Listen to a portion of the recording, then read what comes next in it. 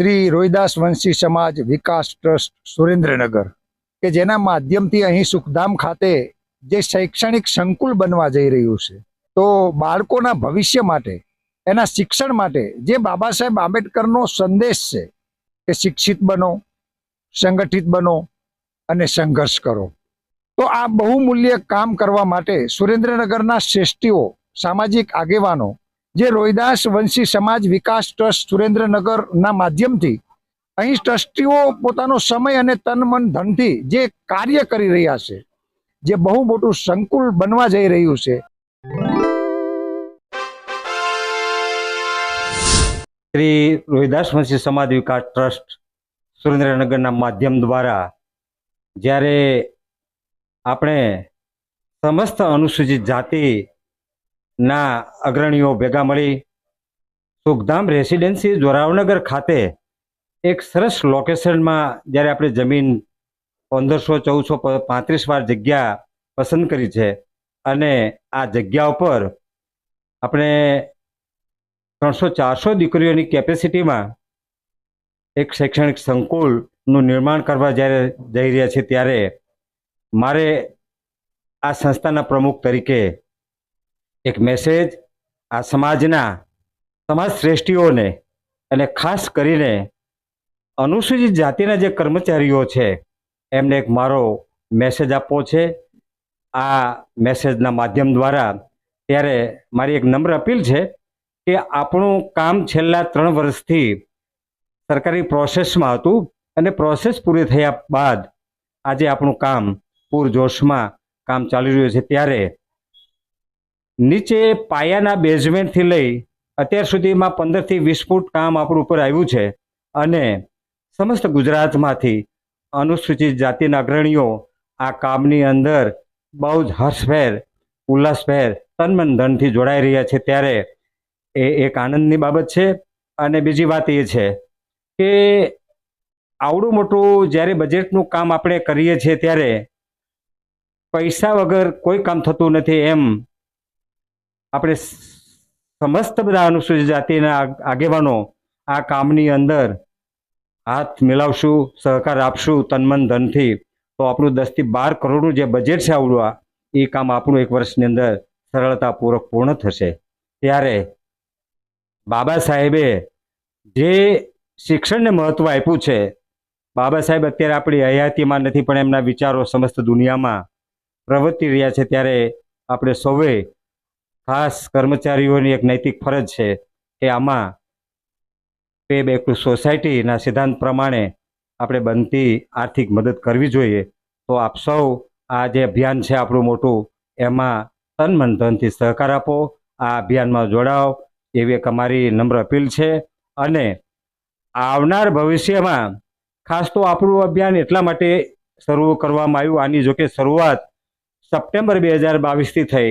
31/10/2022ના રોજ પ્રથમ સંમેલન ન્યુઝીલ પાર્ક ગણપતિ ફાટસર ખાતે યોજવામાં આવ્યું, ત્યારે સમાજમાંથી બહુ મોટો સહકાર મળ્યો અને એના અનુસંધાને અમારી આખી ટીમ છેલ્લા 6-7 મહિના 300-350 ગામડાઓની ફિલ્ડમાં ફરી આ બાબતનો એક પ્રચાર કર્યો, સમાજનો વિશ્વાસ સંપાદન થયો અને સમાજનો વિશ્વાસ સંપાદન થયા પછી આપણે આ જમીન સંપાદન કરી અને એના પર આજે બાંધકામ ચાલુ કર્યું છે.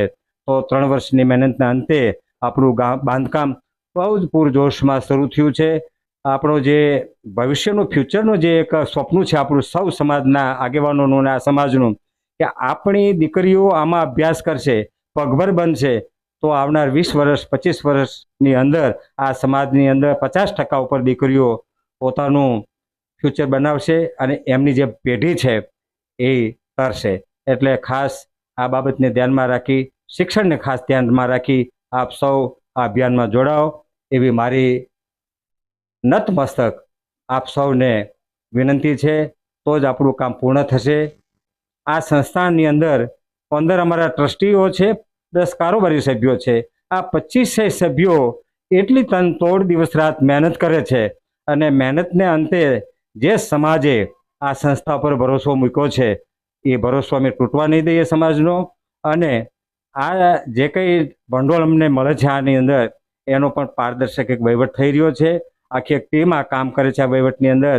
તો અમારા ઉપર એક વિશ્વાસ રાખજો અને આ ટ્રસ્ટી કારોબારીના જે સભ્યો છે એમના પણ ભરોસો રાખજો.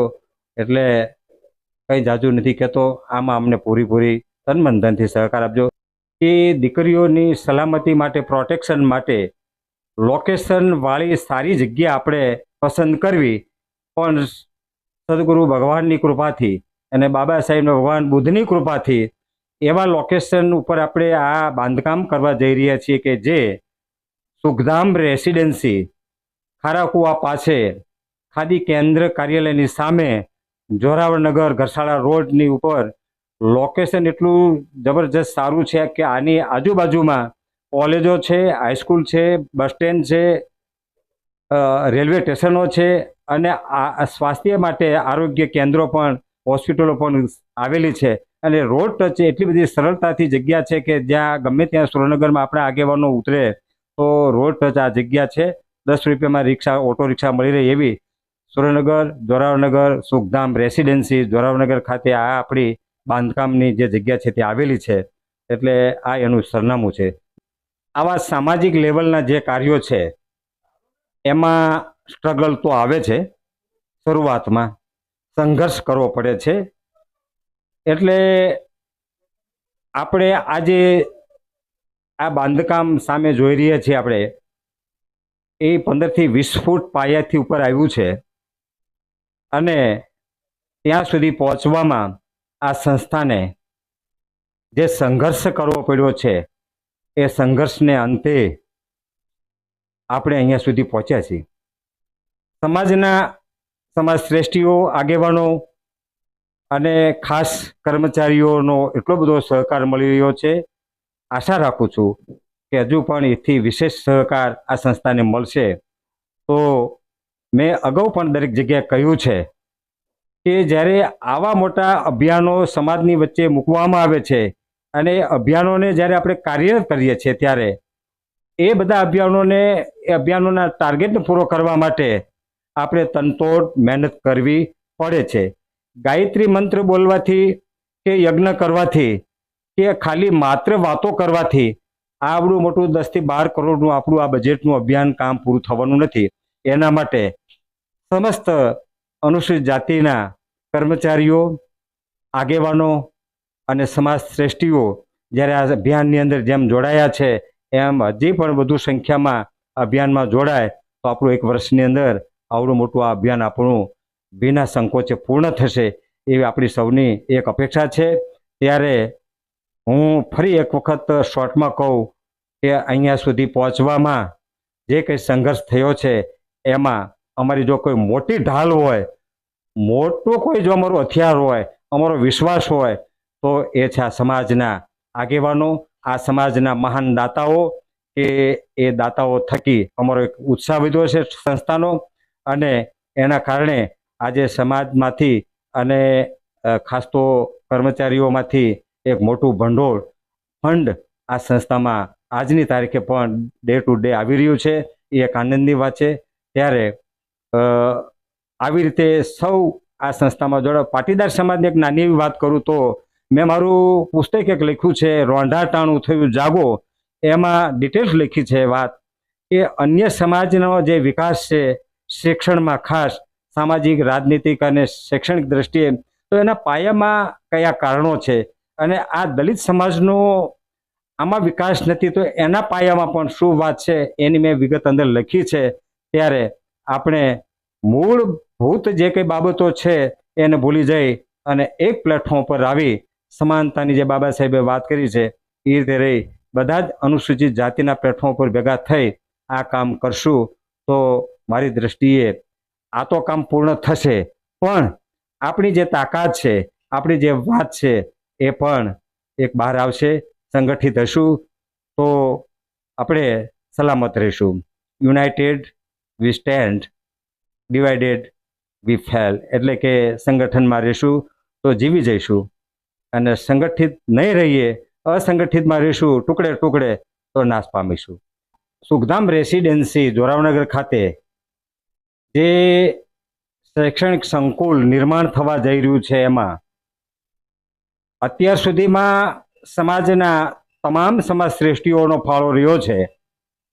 સમાજના જે ભામાશાઓ કહેવાય, આગેવાનો કહેવાય, એવા લોકો પણ આની સાથે આ અભિયાનમાં જોડાયા છે. ત્યારે એક વાત મારે એ પણ અત્યારે આ તકે યાદ કરવી છે કે આ સંસ્થાનો ઉત્સાહ, ઉર્જા, એનર્જી ત્યારે વધ્યા છે કે અમદાવાદની આખી જે ટીમ છે સિનિયર સિટીઝનોની, આ અમદાવાદની ટીમના જે આગેવાનો છે, આ બધા આગેવાનોએ અમદાવાદની એક પણ ઘર એવું બાકી નથી રહેવા દીધું કે જે ઘરમાં, જે વ્યક્તિના મનમાં સુખધામ રેસિડેન્સી જોરાવરનગર એવું આખું પ્રચાર અને પ્રસારણ આ આખી ટીમે, અમદાવાદની ટીમે અમદાવાદમાં કર્યું છે. ત્યારે આ તકે હું અમદાવાદની ટીમનો પણ ખૂબ ખૂબ આભાર વ્યક્ત કરું છું, એમને અભિનંદન આપું છું. અને સાથે સાથે રાજકોટની પણ અમારી જે ટીમ છે એ ટીમના યુવાનો અને આગેવાનો અને સિનિયર સિટીઝનો એ પણ આખા રાજકોટના શાપર સુધી, ગોંડલ સુધી, મેંદરડા, જુનાગઢ સુધી ફિલ્ડમાં પ્રવાસ કરી આ સંસ્થા માટે બહુ મોટી રકમનો, માતબર રકમનો ફાળો આ સંસ્થામાં એકત્રિત કરીને આપ્યો છે. ત્યારે આ બંને રાજકોટ અને અમદાવાદની ટીમને હું ધન્યવાદ પાઠવું છું. વધતા આ સમાજની અંદર જે આગેવાનો છે, જે સમાજ શ્રેષ્ઠીઓ છે, એ લોકોએ આ સંસ્થાને જે એક પ્લેટફોર્મ પૂરું પાડ્યું છે આર્થિક, એટલે આ તકે હું તમામ દાતાઓને, તમામ આગેવાનોને, સમાજ શ્રેષ્ઠીઓને, ભામાશાઓને, સરકારી કર્મચારીઓએ જે પણ લોકોએ આમાં સાથ અને સહકાર આપ્યો છે એ તમામનો હું નતમસ્તક આભાર વ્યક્ત કરું છું. અને આમાં સૌ જોડાઈ જાઓ અને આપણું આ કામ વિના વિઘ્ને સમય મર્યાદામાં પૂર્ણ થાય એ માટે સૌ તનમનથી સહકાર આપો એવી મારી પ્રાર્થના છે. બીજું કે આ સંસ્થામાં અમારો એક પહેલેથી નિયમ રહ્યો છે કે મારી પાસે મારા દીકરાઓ નોકરી કરે છે, બધા વેલ સેટ છે, મહિને 5-7 લાખ રૂપિયાની આવક છે, અને હું આમાં કદાચ લાખ રૂપિયા આપું છું. એ બહુ અગત્યની બાબત છે, જરૂરી છે, ધન્યવાદને પાત્ર છે. પણ જેની પાસે કોઈ પણ આવકનું સાધન નથી અને જ્યારે એક સમાજ ભાવનાથી અને એના મનમાં બાબા સાહેબના વિચારોથી એ પ્રેરાઈને જ્યારે આમાં 5 રૂપિયાનું દાન આપે છે, એ અમારી દ્રષ્ટિએ બહુ મોટું દાન છે. એવા દાતાઓની પણ એક આખું મોટું લિસ્ટ છે. એક દાતા રતનપરની અંદર જ છે, ડુંગરભાઈ વાઘેલા કરી, એ એક મોચીનું કામ કરે છે, પેઢી ચલાવે છે રતનપરની અંદર 4 રસ્તા ઉપર. અને એમણે જાહેરાત કરી કે હું દર મહિને મારી પેઢીમાંથી જે આવક થશે એ દર મહિને 2000 રૂપિયા આ સંસ્થામાં આપીશ. અત્યાર સુધીમાં આ ડુંગરભાઈએ 50,000 રૂપિયા ઉપરની રકમ આમાં આપી દીધી છે. એવા ને એવા દાતા રાજકોટમાં છે, ભવાનભાઈ વાણિયા, તેઓ પણ એક સામાન્ય મજૂરી કરે છે. એમણે પણ 2,51,000ના દાતા બની ડિલક્ષ રૂમના દાતા બન્યા છે. અમારે વડવાના મહેન્દ્રભાઈ મથુરભાઈ છે પરમાર, એવો પણ એક દૂધનો સામાન્ય ધંધો કરે છે, છતાં 2,51,000 રૂપિયા આપી અને આમાં ડિલક્ષ રૂમના દાતા બન્યા છે. આમ જે કંઈ સામાન્ય કહેવાય એવા ધંધા, મજૂરી કામ કરતા લોકો, આગેવાનો જે છે, એ લોકોને જ્યારે ડિલક્ષ રૂમના દાતા બને છે એની પાછળ એમની એક જ ભાવના છમાયેલી છે કે આ સમાજનું જ્યારે આવું મોટું એક કામ થઈ રહ્યું છે ત્યારે આપણે બધાએ એમાં એક આર્થિક મદદ કરીએ એવી ભાવના સાથે આવા જે લોકો જોડાયા છે એ આ સંસ્થાની અને આપણા સમાજની ગૌરવની બાબત છે. ત્યારે આ લિસ્ટ બહુ લાંબુ છે, એટલે આપ સૌ જેની જેવી કેપેસિટી છે એ પ્રમાણે ખાસ કર્મચારીઓને મારે વિનંતીથી કહેવું છે કે આપ સૌ આમાં જોડાઈ જાઓ અને ફૂલ નહીં તો ફૂલની પાંખડી સ્વરૂપે આમાં મદદ કરો એવી અમારી આપ સૌને વિનંતી છે. જય ભીમ, નમો બુદ્ધાય, જય ગુરુ રવિદાસ બાપા, જય વીર મેઘમાયા દેવ, જય સંત સેવયાનાથ.